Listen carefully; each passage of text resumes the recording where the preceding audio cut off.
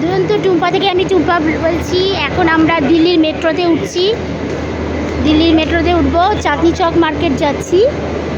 এই হলো আমাদের মেট্রো স্টেশন।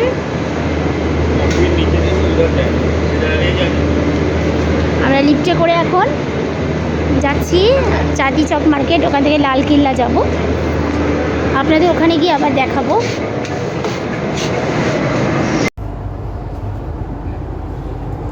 দিল্লির মেট্রো, আমরা এখন দিল্লির মেট্রোতে চড়েছি।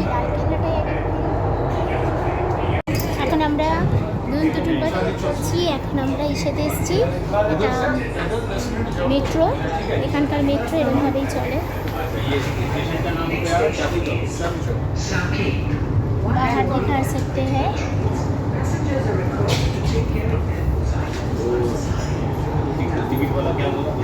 আমরা এখন চাঁদনি চক মার্কেট যাচ্ছি মেট্রো করে।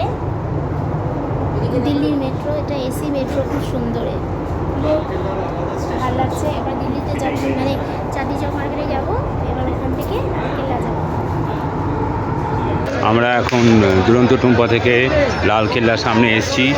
চাঁদনি চক মার্কেট, চারিদিকে এখন লোকে লোকারণ্য এবং চাঁদনি চক মার্কেট, কারণ প্রচণ্ড ভিড়। দিওয়ালিতে এখানে আলাদা করে তিওয়ার মানায় দিল্লিবাসীরা, সেই জন্যে সমস্ত বড় বাজারে যেরকম ভিড় থাকে দুর্গাপুজোর আগে, সেরকম এখানে চাঁদনি চক মার্কেটে প্রচণ্ড ভিড় আপনারা দেখতে পাবেন। এই যে পুরোটা চাঁদনি চক মার্কেট।